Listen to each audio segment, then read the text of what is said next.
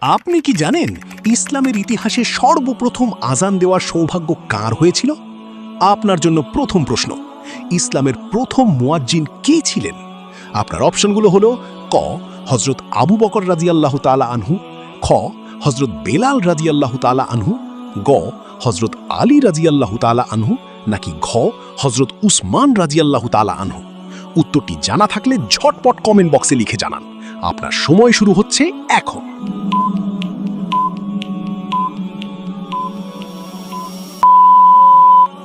আশা করি অনেকেই সঠিক উত্তরটি দিয়েছেন।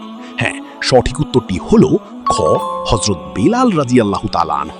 হজরত বেলাল রাদিয়াল্লাহু তাআলা আনহু ছিলেন একজন কৃষ্ণাঙ্গ দাস, যিনি ইসলামের জন্য অমানসিক নির্যাতন সহ্য করেছিলেন। কিন্তু তার সুন্দর কণ্ঠ এবং গভীর ঈমানের কারণে রাসূলুল্লাহ সাল্লাল্লাহু আলাইহি ওয়াসাল্লাম মদিনার মসজিদে নববীতে তাকে ইসলামের প্রথম মুয়াজ্জিন হিসেবে নিযুক্ত করেন। সুবহানাল্লাহ।